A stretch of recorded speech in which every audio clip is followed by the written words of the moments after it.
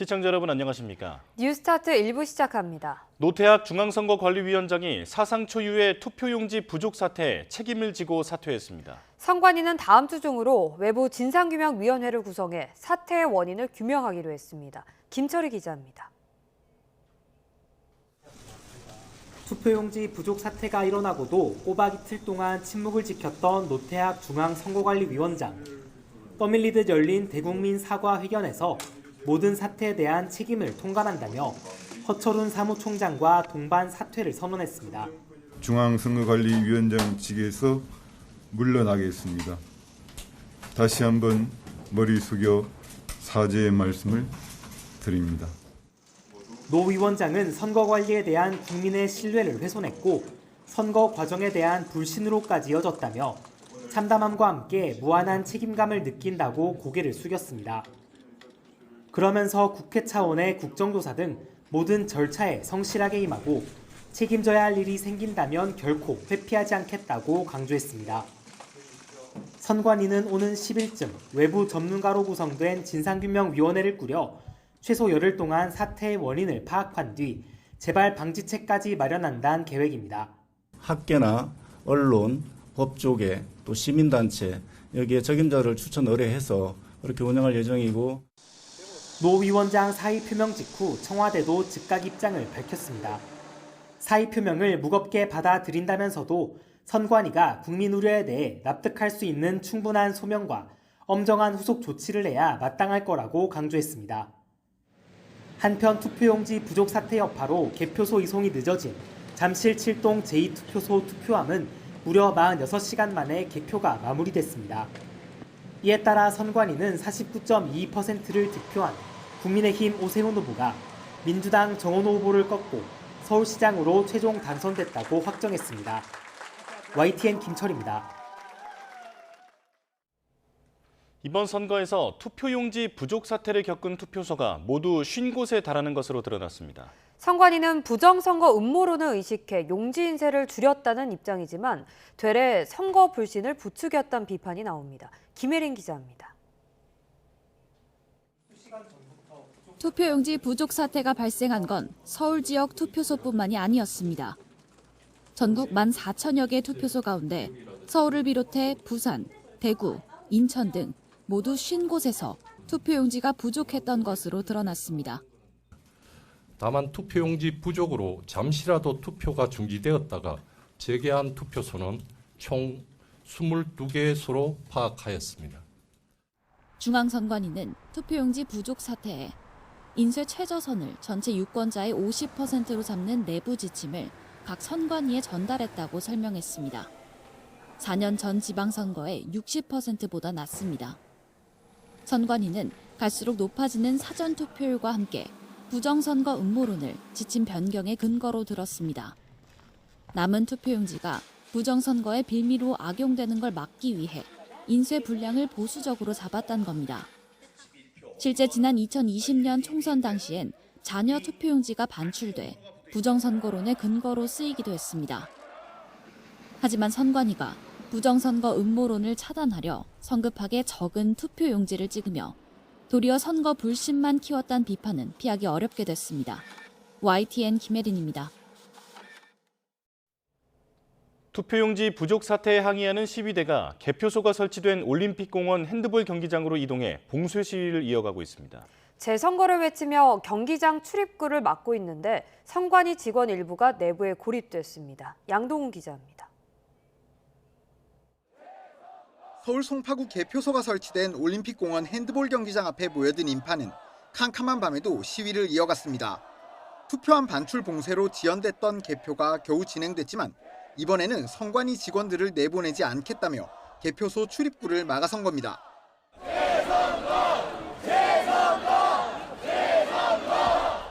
오전부터 개표소로 시위대가 몰려들자 경찰은 바리케이트를 치고 진입을 막았고 시위대는 경기장을 둘러싼 채 봉쇄를 시작했습니다. 누군가 경기장에서 나오려고 하면 시위대가 우르르 몰려가 신원을 확인했습니다.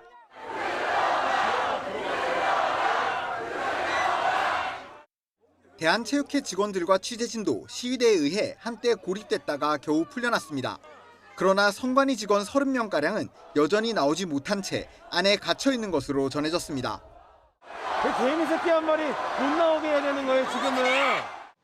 현재 개표소에는 관할 선관위로 이송해야 할 투표함 380여 개도 보관돼 있지만 경기장 봉쇄로 이송이 지연되고 있습니다. 경찰이 앞서 투표소에서처럼 강제 해산 조치에 나서진 않고 있는데 시위대 역시도 물러날 생각이 없어 교착 상태가 길어질 것으로 우려됩니다. YTN 양동훈입니다. 선거관리위원회를 겨냥한 시민단체의 고발도 잇따랐습니다. 경찰은 다음 주 고발인 조사를 예정하고 있는데요. 수사의 속도가 붙을지 관심입니다. 조경원 기자입니다. 투표지 부족으로 큰 혼란이 빚어진 선거 당일 밤, 한 시민단체가 선관위가 법적 책임을 져야 한다며 서울경찰청에 고발장을 제출했습니다. 경찰이 하루 만에 사건을 광역범죄수사대에 배당한 데 이어 오는 8일 고발인 조사를 진행하기로 했습니다. 배당 나흘 만에 이뤄지는 조사로 경찰이 발빠르게 수사에 나서는 모습입니다. 이 시민단체는 중앙선거관리위원회 노태학 위원장 등 6명이 선거관리 의무에 소홀했고 투표지를 적게 인수했다면 나머지 비용의 사용처를 밝혀야 한다며 직권남용과 배임 등 혐의가 있다고 주장했습니다. 여기에 더해 또 다른 6개 시민단체도 선관위가 투표권 행사를 방해하고 선거의 공정성을 저해했다며 선관위 관계자 13명을 직무유기 혐의 등으로 수사 의뢰했습니다. 경찰은 해당 사건에 대한 배당 절차를 마친 뒤 고발장 내용을 토대로 법리 검토를 이어가며 엄정히 수사한다는 방침입니다. 헌법재판소에도 이번 사태로 헌법상의 기본권인 선거권이 침해됐다는 헌법소원이 2건 제기됐습니다. 헌재는 우선 해당 헌법소원이 법적 요건을 갖췄는지 살펴본 뒤 청구가 적법하다고 판단되면 재판관 9명이 심리하는 전원재판부에 사건을 넘길 계획입니다. YTN 조경원입니다. 재보궐선거에서 당선된 의원들이 국회 본회의장에 등원했습니다. 이들이 22대 의원으로 참여한 첫 투표를 통해 조정식 국회의장이 선출됐습니다. 김다현 기자입니다. 본회의장 연단을 꽉 채운 13명의 새 얼굴, 지난 3일 재보궐선거로 당선된 새 국회의원들입니다. 상중인 민주당 김성범 의원을 뺀 이들은 최다 6선 송영길 의원을 필두로 성실한 활동을 약속했습니다. 등원 신고에선 크고 작은 기싸움도 엿보였습니다. 박정희 전두환 이승만 때도 계엄군이 국회를 봉쇄했지 유리창을 깨고 본회의장을 난입하는 시도는 헌정사에 처음 있었던 폭거였습니다. 수갑을 사기까지 했습니다.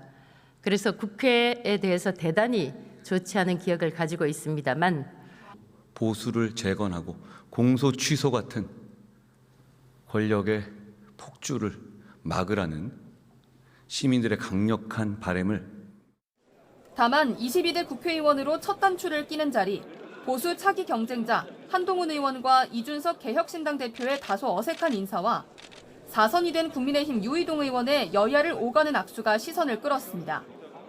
동명이인 민주당 올드보이 박지원 의원과 신인 박지원 의원은 기념사진을 남겼습니다. 본회의에선 민주당 6선 조정식 의원이 3수 끝에 국회의장으로 선출됐는데 첫 일성으로 개헌을 언급했습니다. 국민 주권을 실현하고 효능감 있는 책임 정치를 만들 수 있는 개헌이 필요합니다. 민주당 남인순, 국민의힘 박덕흠 의원도 나란히 국회 부의장에 뽑혔습니다. 다음 주 국민의힘이 새 원내대표를 선출하면 하반기 원구성 절차가 시작될 텐데 민주당은 시간 끌기와 나눠 먹기는 없다고 방어막을 쳤습니다. 여야는 주요 상임위원회 위원장 자리를 놓고 치열한 신경전을 벌일 전망입니다. 특히 법안 처리의 최종 관문격인 법사위를 누가 쟁취할지 관심이 쏠립니다. YTN 김다현입니다. 이번 6.3 지방선거 성적표를 두고 여야 모두 대표 책임론이 불거졌습니다. 민주당은 서울시장 선거 패배가 논란이고 국민의힘은 장동혁 대표가 사퇴 요구에 직면했습니다. 백종규 기자의 보도입니다. 지난 2022년 지방선거에서 민주당은 12대 5라는 참담한 성적표를 받아들였습니다.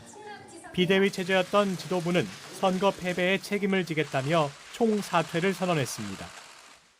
당이 제대로 된 혁신의 모습을 보여드리지 못한 것에 아무래도 큰 책임이 있다라고 생각이 듭니다. 그리고 4년 뒤 비상계엄과 탄핵의 강을 넘어 치러진 이번 지방선거에서 민주당은 광역단체장 자리 12개를 가져왔습니다. 국민의 현명한 선택에 감사드리고 존중합니다. 다만 서울을 탈환하지 못해 아픕니다. 숫자로만 보면 대승이지만 이기고도 진 선거라는 평가들이 잇따랐습니다. 최대 승부처인 서울을 빼앗겼고 재보궐선거에선 의석 4개를 야권에 내줬기 때문입니다. 지도부 책임론도 제기됐는데 공천과 선거 과정에서의 정청래 대표 행보를 두고 누적된 불만이 공개 분출됐습니다. 정 대표 입장에선 연임 가도에도 빨간불이 켜진 셈인데 비당권파가 선거 책임론을 파고들면서 2달여 뒤 치러지는 전당대회 당권 경쟁이 본격화됐다는 평가가 나옵니다. 당대표가 모든 정책 책임은 지는 거죠. 어차피 전당대회가 있으니까 이제 종합 평가를 받겠지요. 선거에서 패배한 국민의힘 사정은 더 복잡합니다. 장동혁 대표가 맡아 집중 유세를 벌인 지역이 사실상 전패하면서 책임론이 불거졌고 당에서 제명된 한동훈 전 대표가 여의도 진출에 성공한 것을 계기로 당권 투쟁이 본격화할 조짐을 보이고 있기 때문입니다. 저는 부당하게 제명된 첫날 이미 돌아가겠다고 말씀드렸는데요. 그런데 그게 구체적인 절차를 미리 그렇게 고민해야 될 단계는 아닌 것 같아요. 친한동훈계 의원들은 장 대표의 사퇴를 공개적으로 촉구하며 선거 기간 잠잠했던 내용이 재점화하는 모습입니다. 우리 당이 쇄신하고 또 국민들에게 사랑받는 정당으로 다시 태어나기 위해서는 이번 지방선거가 중요한 변곡점이 돼야 한다. 장 대표는 선거 결과와 관련해 희망의 불씨를 봤다고 언급하며 사퇴 요구에 선을 긋고 있는데 투표용지 부족 사태 논란을 고리로 한 선관위 때리기로 반전을 시도하고 있습니다. 특정 투표소에서만 이렇게 투표용지 부족 사태가 발생한 것도 저는 사실상 선관위가 의도한 것이 아닌가 하는 강한 의심을 갖게 될 수밖에 없습니다. 6.3 지방선거가 완벽한 승자 없는 승부로 마무리되면서 여야 모두 비당권파의 목소리가 커질 전망입니다. 선거 책임론을 어떻게 돌파하느냐가 양당 대표의 정치적 명운을 가르는 중대 변수가 될 것으로 보입니다. YTN 백종규입니다. 이번 지방선거에선 박근혜 전 대통령부터 이재명 대통령까지 전현직 대통령들이 선거 관련 이슈의 중심에 있었는데요. 이들이 가진 중량감이나 정치적 자산에 비해 지원 효과는 크지 않았다는 분석이 나옵니다. 권남기 기자입니다. 박근혜 전 대통령은 이번 지방선거에서 탄핵 이후 첫 현장 유세라는 게 믿겨지지 않을 만큼 전국 방방곡곡을 돌며 국민의힘에 대한 지지를 호소했습니다. 우리 박민식 후보에게 봉사할 기회를 주신다면 이명박 전 대통령도 후보 면담 등의 측면 지원으로 시작해 결국 유세 현장에서 직접 마이크까지 잡았습니다. 부산시장이 누가 되느냐? 이게 지금 부산 발전에 크게 영향을 주는 거예요. 하지만 결과는 기대 이하였습니다. 울산이나 강원 등 보수 강세 지역도 국민의힘 후보가 패했고 두 사람이 모두 찾았던 부산 역시 시장 선거는 물론 재보궐까지 당선에 실패했습니다. 특히 부산 북구가 박민식 후보 득표율은 15% 정도, 보수 후보가 하나 더 있었긴 했지만 45에서 50% 정도는 얻었던 지난 20일, 22대 총선과 비교하면 초라한 수준이었습니다. 상대 진영의 반발 심리를 넘어 보수 진영 내에서도 두 전직 대통령의 정치적 영향력이 예전과 다르다는 지적이 나오는 이유입니다. 이재명 대통령도 지방선거 기간 이슈의 중심에 있었습니다. 스타벅스의 5.18 조롱엔 막장 폐륜과 같은 단어를 쓰며 논쟁을 이끌었고 선거 분위기가 무르익을 때도 SNS 등을 통해 장특공제와 같은 부동산 쟁점을 건드렸습니다. 여기에 본투표를 하루 앞두곤 검찰청 업무보고 과정에서 야당의 공세 소재 공소 취소를 연상할 만한 언급으로 관심을 받았습니다. 무오류의 함정에 빠지면 안 됩니다. 예. 누구나 잘못할 수 있어요. 예. 잘못하면 사과하고 취소하는 거예요. 민감한 현안에 대한 이 대통령의 언급이 수도권 고가주택 소유자나 2030 세대의 반발을 불러 서울시장 선거 결과에 영향을 줬다는 해석이 나옵니다. 지지층 결집을 노린 전현직 대통령들의 행보에 대한 중도층 유권자들의 평가는 다를 수 있습니다. 과도한 정치 참여나 지나친 정치공학적 행보라고 판단될 경우 오히려 역효과를 불러올 수 있다는 게 전문가들의 분석입니다. YTN 권남기입니다. 이번 서울시장 선거에서는 부동산 정책에 민감한 강남 3구와 한강벨트 지역의 표심이 오세훈 후보를 선택했다는 분석이 나옵니다. 정부는 다음 달 보유세 강화 방안 등 부동산 세제 개편에 나설 것으로 보이는데 이번 선거에서 드러난 부동산 민심에 어떻게 반응할지가 관심입니다. 정현우 기자의 보도입니다. 출구조사 발표 직후 착잡했던 오세훈 캠프의 분위기는 투표용지 부족 논란으로 늦게 개표가 시작된 송파구의 표심과 함께 뒤집혔습니다.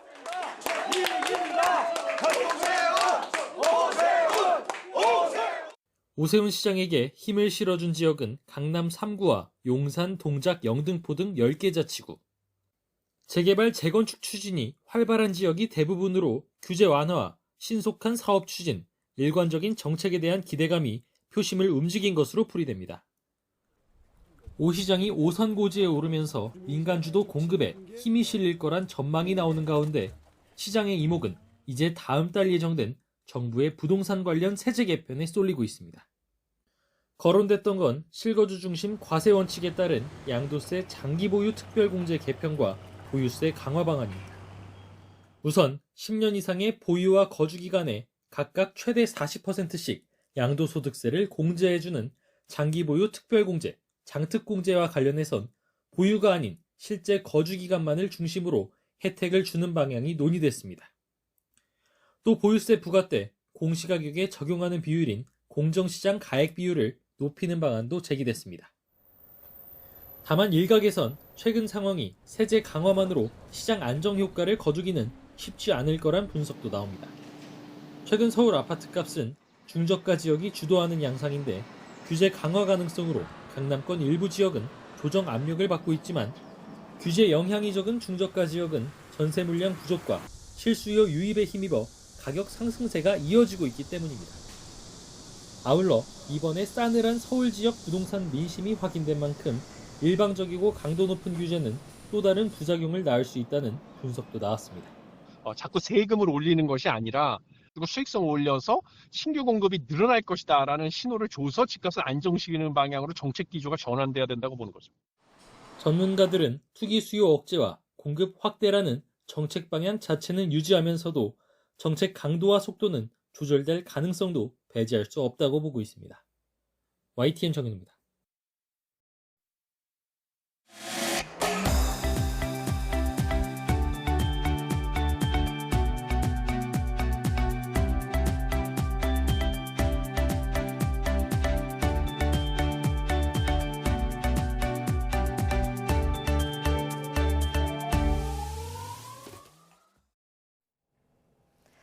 젠슨 황 엔비디아 최고 경영자가 한국의 큰 선물로 인공지능 가속기 베라 루빈을 비롯한 4가지 새로운 사업을 가져왔다고 밝혔습니다. 엔비디아의 인공지능 연구개발센터를 서울에 짓게 될 것 같다며 국내 인재 채용에도 적극적으로 나섰습니다. 손효정 기자입니다. 젠슨 황 엔비디아 최고 경영자는 고깃집 회동 도중 취재진 앞에 서서 7개월 만에 다시 한국을 찾은 이유를 밝혔습니다. 삼성과 SK하이닉스, LG와 현대차, 네이버 등 협력사들이 올해 훌륭한 성과를 냈다면서 내년에는 더욱 바빠질 것이라고 예고했습니다.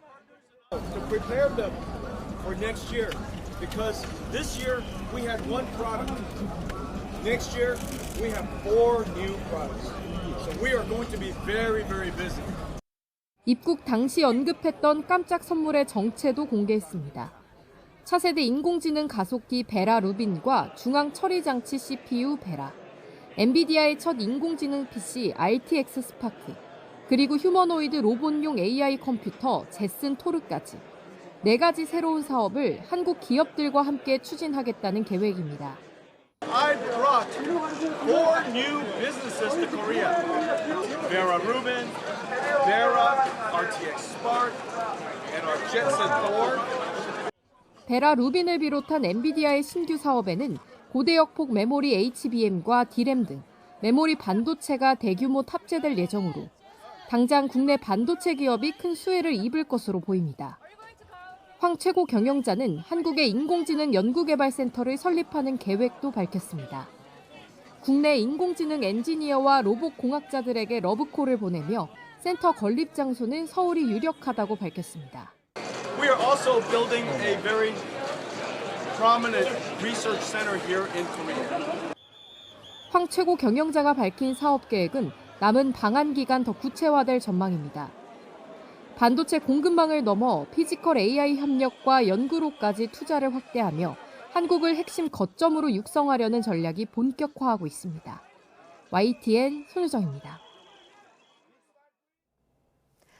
한국을 찾은 젠슨왕 엔비디아 CEO는 최태원 SK그룹 회장 등 총수들과 삼겹살 회동으로 홍대 일대를 뜨겁게 달궜습니다. 예정이 없던 2차 치킨집에서는 부인과 딸의 약혼자까지 모두 참석해 함께 한국의 금요일 밤을 즐겼습니다. 박기환 기자가 정리했습니다.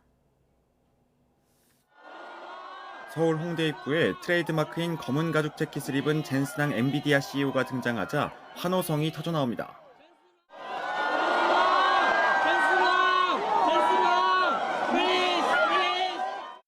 황 CEO를 맞은 건 최태원 SK그룹 회장과 구광모 LG그룹 회장, 이해진 네이버 의장이었습니다. 상에 오른 건 삼겹살과 꽃등심. 가장 나이가 어린 구광모 회장은 직접 고기를 굽는가 하면 필요할 때마다 물잔을 채우고 휴지를 건네며 충실한 막내 역할을 수행했습니다. 막내 역할이야. 고기 열심히 구웠어. 이해진 의장이 한국식 쌈 싸먹는 법을 알려주자 황 CEO가 따라 먹었고 식당 사장님이 알려준 대로 소주와 맥주를 섞은 소맥을 직접 만들기도 했습니다. 젠슨왕은 고코리아를 건배사로 외치며 술잔을 기울였습니다.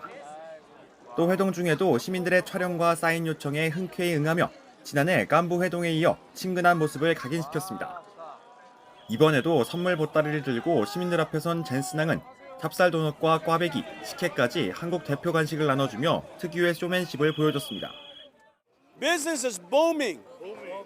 Booming. Bang. Like PC bang. Bang. SK 하이닉스의 HBM을 과자로 만든 HBM 칩을 두고 농담도 이어졌습니다.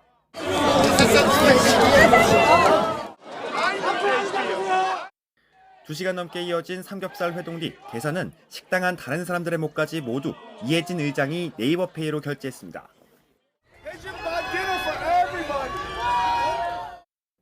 이후 네 사람은 예정이 없던 2차 장소 치킨집으로 향했습니다. 딸 메디슨 황뿐 아니라 부인과 미래 사위까지 함께한 자리에서 위스키를 나누면서 사업 파트너 이상의 우애를 다졌습니다. 흥이 오른 황 CEO는 자신의 방안으로 파트너 회사들의 주가 역시 오르기를 바란다며 기대도 나타냈습니다. 젠슨왕을 보려는 사람들로 홍대 입구 번화가는 여느 금요일보다 더 많은 인파로 뜨겁게 달아올랐습니다. 젠슨왕은 오는 8일 LG와 네이버 사옥에서 구광모 회장, 이해진 의장과의 재회를 약속했습니다. YTN 박견입니다. 시진핑 중국 국가주석의 방북 일정이 발표되자 정부는 시 주석의 방북이 한반도 평화와 안정에 기여하길 바란다고 밝혔습니다. 북미 대화나 비핵화 여건 조성에 도움이 되지 않을까 기대하는 건데요. 북한의 태도 변화로 이어지긴 어려울 거란 관측도 많습니다. 나혜인 기자입니다. 시진핑 주석의 방북 일정이 발표되자 청와대는 북중 간 교류가 한반도 평화와 안정에 기여하는 방향으로 이루어지길 희망한다는 입장을 밝혔습니다. 특히 중국이 한반도 문제에 있어 건설적인 역할을 해나가길 기대하고 있다고 덧붙였습니다. 외교 채널을 통해 중국과 한반도 문제를 긴밀히 소통하고 있다고도 강조했는데 대화의 문을 닫은 북한의 태도를 바꿀 중재 역할을 촉구한 거로 보입니다. 제가 중국 측에 요청을 한 게 있습니다. 북한의 핵 문제를 포함해서 한반도의 문제에 대해서 좀 중재 역할을 좀 해주면 좋겠다. 우리는 모든 통로가 막혔다. 지난달 미중 정상회담에서도 한반도 문제가 거론된 거로 전해진 만큼 시 주석 방북을 계기로 북미 대화 물꼬가 트이길 기대하는 시선도 있습니다. 하지만 단단해지는 북중 관계를 우리에게 유리하게 해석하긴 어렵다는 관측도 적지 않습니다. 북한 입장에선 중국의 경제 지원이나 인적, 물적 교류가 활성화할수록 남북 관계를 개선할 필요성을 덜 느끼게 된다는 겁니다.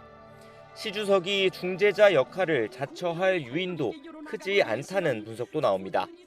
사실상 중국이 북한에 대한 영향력이 있다는 것을 미국에게 보여주려고 하는 것이기 때문에 중재자 역할을 하기보다는 오히려 북한에 대한 영향력을 보여주기 위한 그런 행보로 볼 수 있습니다. 중국은 최근 북핵 문제를 두고도 비핵화란 단어를 공개적으로 거론하지 않고 있습니다.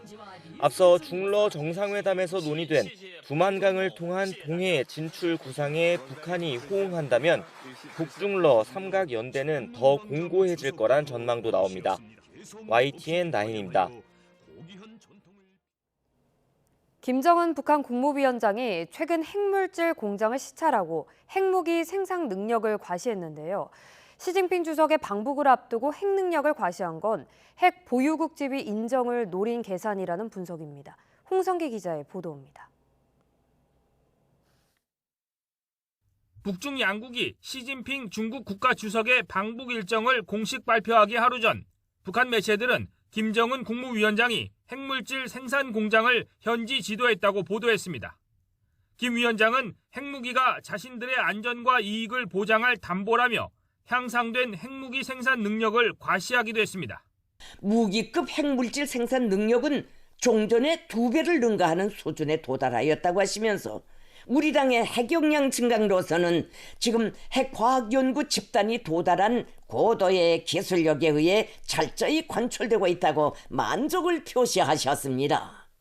김 위원장이 이처럼 시진핑 주석의 방북을 코앞에 두고 핵무기 생산 능력을 과시한 건 계산이 깔려 있다는 분석입니다. 미중 정상회담에서 북한의 비핵화가 논의됐다는 데 대한 불편한 심기를 드러냈다는 겁니다. 또 북한 비핵화는 더 이상 논의 대상이 아니라는 걸 시 주석 방북 전에 분명히 하려는 의도도 담겼습니다.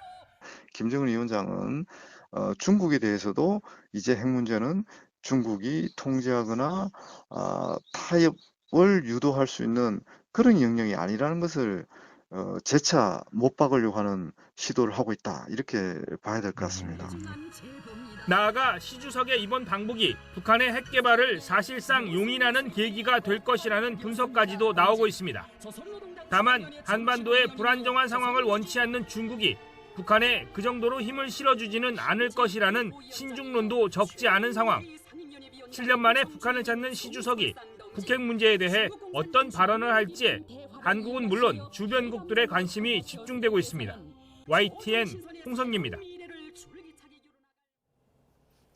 6.25 전쟁 중 목숨을 잃은 국군과 미국 전사자들의 유해를 고국으로 돌려보내는 유해 봉황식이 국내에서 처음 열렸습니다.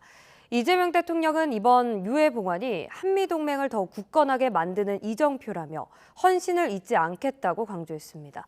홍민기 기자입니다. 태극기와 성조기로 감싼 유해 상자가 천천히 기념식장으로 들어옵니다. 지난 1950년 6.25 전쟁 당시 전사한 국군 용사 10명과 미군 용사 3명의 유해를 각자의 고국으로 돌려보내는 상호 봉환식이 열린 겁니다. 그동안 미국 하와이에서 열렸던 봉환식이 이번에 처음으로 우리나라에서 열린 건데 이재명 대통령과 안규배 국방부 장관, 제이미어 브런슨 한미연합사령관 등이 참석해 전사자들을 예우했습니다. 전사자에 대하여 경례.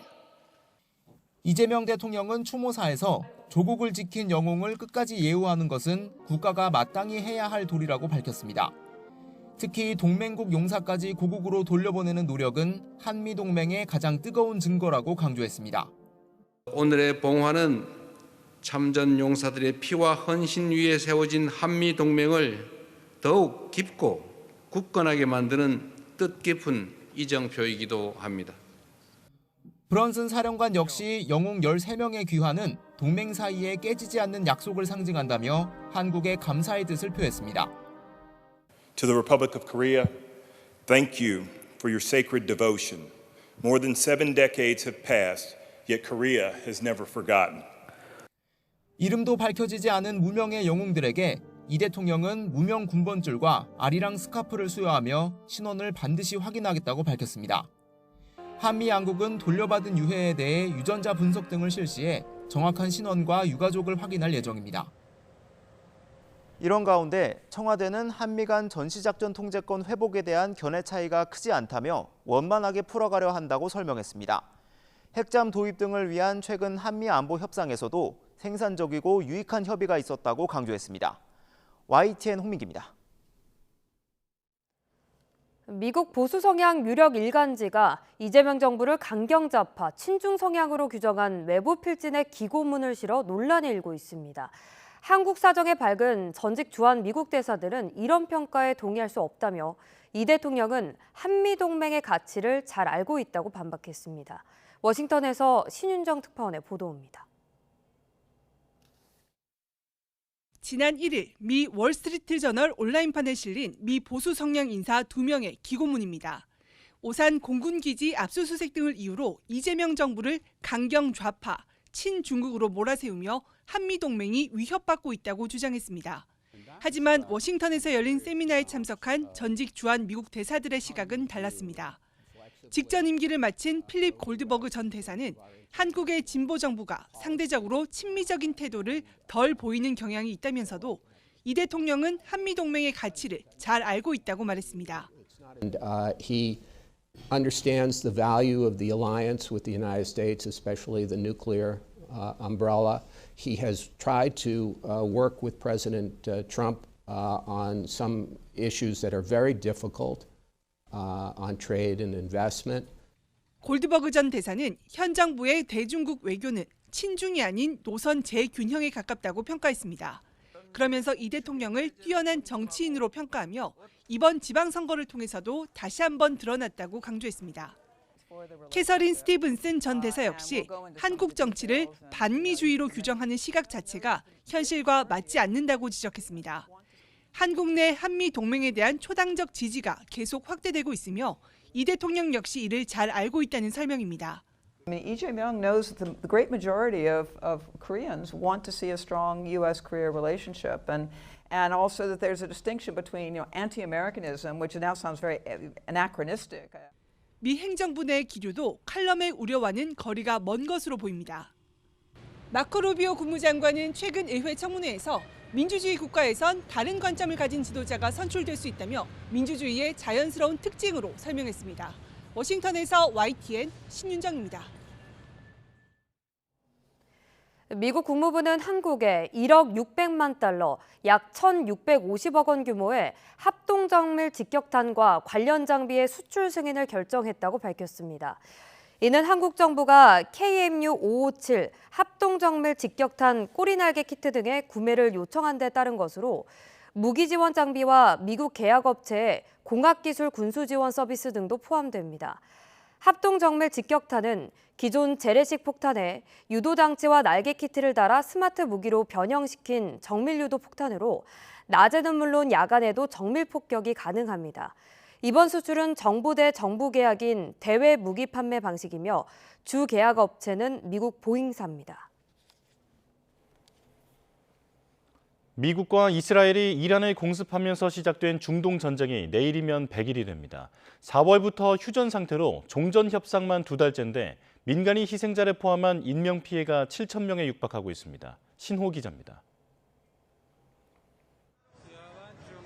미국과 이란의 핵 협상이 진행되던 2월 28일 토요일, 이란 수도 테헤란에 미사일이 떨어졌습니다. This terrorist regime can never have a nuclear weapon. I'll say it again. They can never have a nuclear weapon. 최고 지도자 하메네이를 포함해 이란군 주요 지휘자들이 폭격에 대거 사망하고 테헤란의 초등학교 건물이 무너져서 170명 이상이 희생됐습니다. سند جنایت رژیم صهیونیستی برای همه اثبات بود. خوبی آوارها رو ببینید. این یک مدرسه‌ن. 이란도 이스라엘과 걸프 지역 미군 기지를 타격했습니다. 새로 최고 지도자가 된 모즈타바 하메네이는 호르무즈 봉쇄라는 가장 강력한 카드를 꺼냈습니다. قطعاً همچنان از اهرم مسدود کردن تنگه هرمز باید استفاده شود. 국제 유가 폭등으로 전 세계 경제가 충격에 빠졌습니다. 이란의 교량과 발전소마저 폭격하겠다고 엄포를 놨던 트럼프 대통령은 최후 통첩 시한이 임박하자 휴전으로 돌아섰습니다. 파키스탄이 중재한 첫 종전 협상은 성과 없이 끝났습니다. آمریکایی‌ها به دنبال باز تحمیل اراده بودن بر ملت بزرگ ایران منتها از مسیر مذاکره و با ادبیات دیپلماسی. 미국은 호르무즈 해협을 바깥에서 틀어막으면서 이란을 압박했습니다. Right now we have a blockade. They're doing no business. Iran is doing absolutely no business. 미국은 이란의 핵 포기를 종전 조건으로 내세우고 이란은 전쟁 먼저 멈추자는 입장이라 종전 협상은 2달째 꽉 막혀 있습니다. 이란과 레바논에서 3,000명 넘는 사망자가 나오면서 중동 전쟁 희생자는 7,000명에 가까워지고 있습니다. 이번 주 이스라엘과 레바논이 휴전에 합의하면서 교착 상태에 빠진 미국과 이란의 종전 논의도 다시 속도를 낼지 주목됩니다. YTN 신호입니다. 이란 해군이 미국 구축함에 미사일과 드론으로 경고 사격했다고 이란 매체들이 전했지만 미군은 사실이 아니라고 반박했습니다. 이란 강경 성향 매체 파르스 통신은 이란 해군의 가디르 미사일과 신형 공격용 드론 마르티드 다나이의 경고 사격 직후 침범 구역에 있던 미 구축함 USS 트럭스턴, USS 메이슨이 오만해를 벗어나 인도양으로 퇴각했다고 보도했습니다. 또 며칠간 이어진 이란 해군의 작전에 따라 미국 이스라엘의 구축함들과 함께 헬리콥터 탑재 강습 상륙함 트리폴리함도 오만해에서 강제 퇴각했다고 덧붙였습니다. 모즈타바 하메네이 이란 최고 지도자의 군사 고문이 미국과 이란의 종전 합의 타결은 이란 동결 자금 240억 달러, 우리 돈으로 약 37조 원의 해제 여부에 달려 있다고 밝혔습니다. 모흐센 레자이 고문은 미 CNN 방송과의 인터뷰에서 트럼프 대통령이 이란과 합의에 도달하길 원한다면 240억 달러는 신뢰의 시험이며 미국이 통과하면 길이 열릴 것이라고 말했습니다. 이란 고위 인사가 미 언론과 공개 인터뷰를 한 것은 이례적인데 트럼프 미 대통령에게 비판적인 미국 매체를 통해 이란의 요구 조건을 공개적으로 밝히면서 양보를 압박하려는 의도로 해석됩니다. 최근 러시아산 드론이 아파트의 충돌에 부상자가 발생한 루마니아에서 이번에는 우크라이나 해상 드론이 폭발했습니다. 러시아와 우크라이나 전쟁으로 나토와 유럽연합 회원국의 안보를 위협하는 사건이 잇따르면서 긴장이 고조되고 있습니다. 런던 조수연 특파원입니다.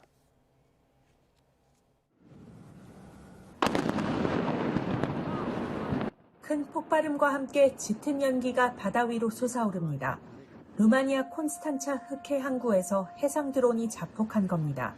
수색 과정에서 해상 드론 3대가 추가로 발견됐습니다.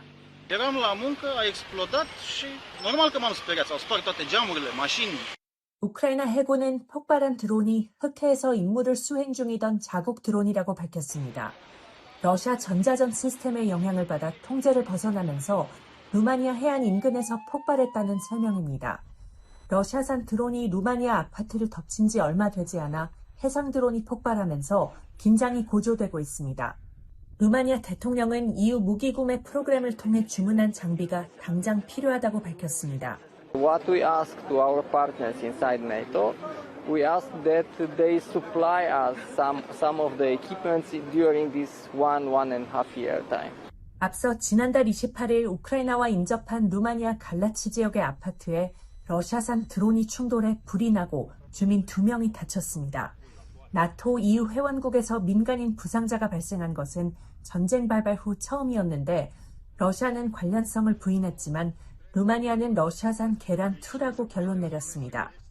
우르줄라 폰데어라이엔 EU 집행위원장은 러시아와 우크라이나의 전쟁이 동부 회원국들에 점점 더 위협이 되고 있다며 우려를 나타냈습니다. 폰데어라이엔 위원장은 유럽의 대응이 시급하다며 반드론 역량과 방공 시스템에 더 많이 투자해 유럽을 강하게 만들겠다고 강조했습니다. 런던에서 YTN 조수연입니다. 블라디미르 푸틴 러시아 대통령이 종전안을 논의하기 위해 직접 만나자는 볼로디미르 젤렌스키 우크라이나 대통령의 공개 제안을 사실상 거절하며 군사작전을 계속하겠다는 방침을 시사했습니다. 푸틴 대통령은 상트페테르부르크 국제경제포럼 총회에서 젤렌스키 대통령이 담판을 요구한 데 대해 편지를 건네받아 잠깐 훑어봤는데 분명히 무례한 요소가 담겨 있었다고 지적했습니다. 그러면서 대면 회담은 아무 의미가 없고 아직 그럴 필요성을 못 느낀다며 러시아군을 향해 계속 힘내라고 말했습니다. 무리하다는 표현은 젤렌스키 대통령이 서한에 26년이 지나며 노화의 흔적이 나타나기 시작했고 나이가 들수록 피로감은 더욱 심해질 것이라며 푸틴 대통령이 고령이라는 취지로 쓴 부분에 대한 평가로 해석됩니다. 권창형 2차 종합특검팀이 오늘 계엄 정당화 메시지 전파를 지시한 혐의로 윤석열 전 대통령을 소환합니다.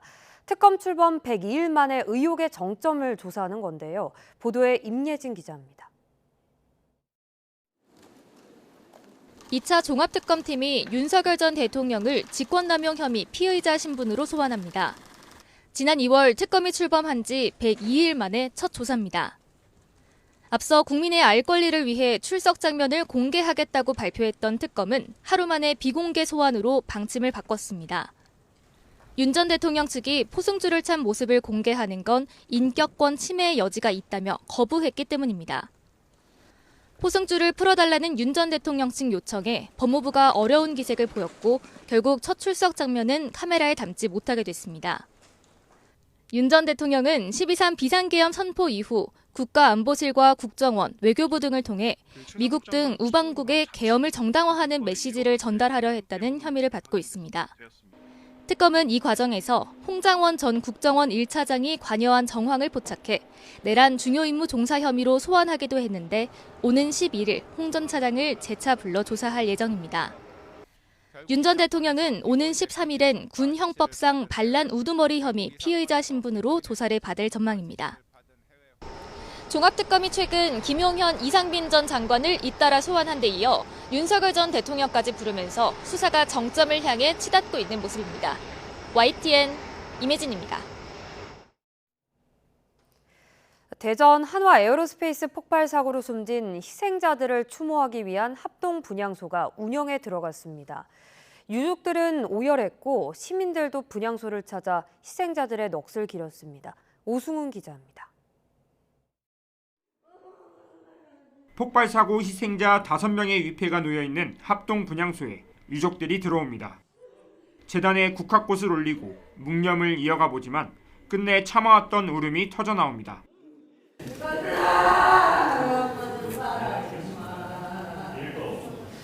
하나 에어로스페이스 폭발 사고 희생자들을 추모하기 위한 합동 분향소가 대전 유성구청에 마련됐습니다. 시민들도 분향소를 찾아 고인들의 명복을 빌었습니다. 가슴이 좀 먹먹하죠.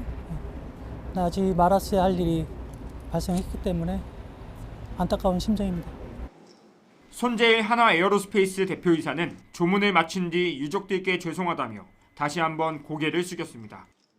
다시는 이런 사고가 나지 않도록 안전 시스템 근본부터 다 뜯어 고치겠습니다. 정말 죄송합니다.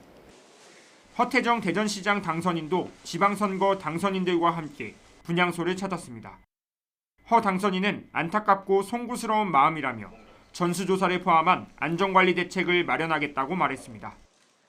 앞으로 대전시 전 사업장들에 대한 안전점검을 전수조사를 할 계획입니다. 종합적인 계획을 세워서 대책을 수립해 나가도록 하겠습니다. 앞서 경찰과 고용노동부는 한화 에어로스페이스 대전 사업장과 서울 본사 등 3곳을 압수수색했고 안전관리 자료 5,400여 점과 휴대전화 6대 등을 확보해 분석하고 있습니다. YTN 오승훈입니다. 과잉 진료 우려가 컸던 도수 치료가 다음 달부터 예외 상황이 아니라면 연간 15차례로 제한됩니다. 정부는 도수 치료 수가도 43,000원대로 조정해 환자 의료비 부담을 줄이기로 했습니다. 권민석 기자의 보도입니다. 병원이 부르는 게 값으로 최대 2,000배나 차이 났던 도수 치료가 건강보험 제도권 안으로 들어옵니다. 보건복지부는 관리급여로 정한 도수 치료를 다음 달부터 연간 15차례로 제한하기로 했습니다. 수술받은 뒤나 근육 강직이 있는 등 예외적인 경우에만 연 24회까지 받을 수 있습니다. 전국 평균 10만 원인 도수치료 수가는 회당 43,850원으로 절반 이상 낮췄습니다.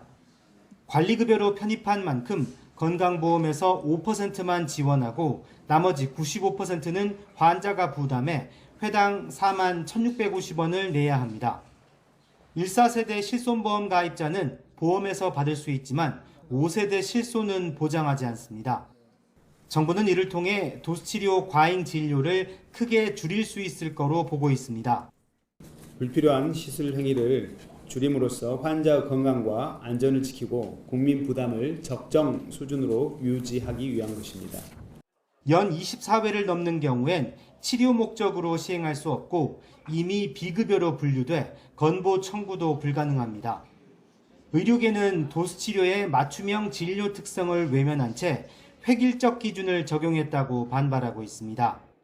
특히 실제 의료 현장의 간행수가에 현저히 미치지 못하는 저수가 구조와 과도한 본인 부담 체계는 결국 정상적인 진료 환경을 위축시킵니다.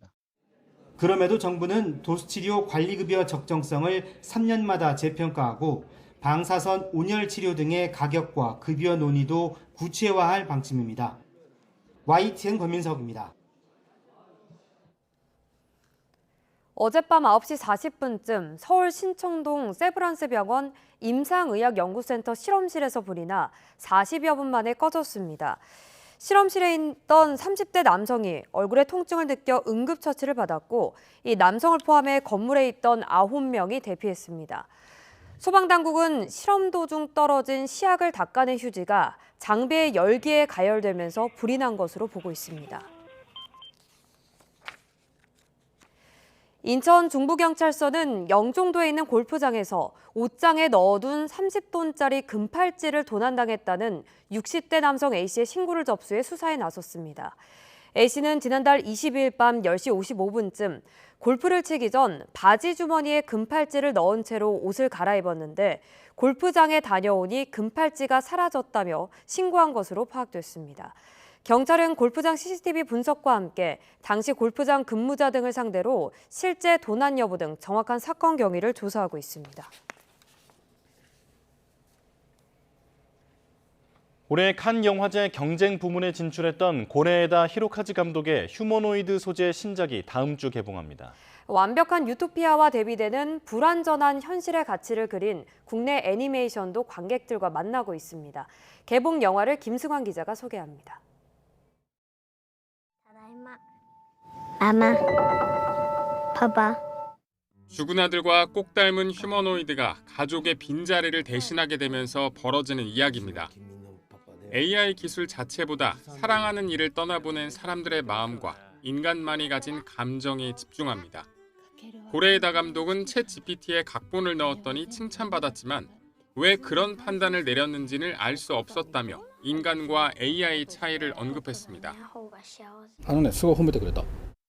主人公の母親役の存在をもう少し掘り下げるとさらに良くなると思いますみたいな、そういうアドバイスはくれるんだけど、なんだろうな、正しいんだけど面白くないっていう感じ。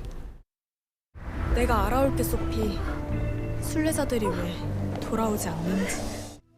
차별도 고통도 없는 유토피아와 큰 불평등이 존재하는 지구를 대비시키며 인간의 선택을 들여다봅니다. 김초엽 작가의 동명 단편을 애니메이션으로 옮긴 작품으로 왜 어떤 사람들은 완벽한 세계보다 불완전한 현실에 머물기를 택하는지 묻습니다. 뭔가 완벽한 상대를 찾기 위해서 더더욱 사랑을 이렇게 하지 못하는 그런 것이 있는데 그 완벽하지 않아도 사랑스러운 존재를 김양기, 박지우, 이주영 세 배우가 목소리 연기에 도전했습니다. 오로지 감정을 표정과 행동이 제한된 상황에서 목소리만으로 전달을 하는 게 정말 섬세하고 저희 3명 다 열심히 노력했으니까 너무 믿지 않게만 안의 시선으로 바라봐 주셨으면 좋겠습니다. YTN 김승환입니다.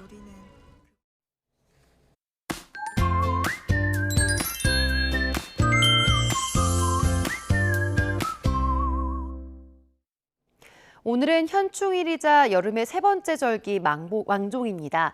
절기에 맞게 오늘은 날이 다시 더워지겠는데요. 현재 서울 기온은 16도로 어제보다 그리고 예년보다 조금 낮지만 한낮에는 29도까지 오르면서 어제보다 4도 높겠습니다. 일교차가 크게 벌어지니까요. 옷차림에 신경 써주시기 바랍니다. 오늘 전국이 대체로 맑겠지만 아침까지 중부지방에는 안개가 끼는 곳이 있겠고요.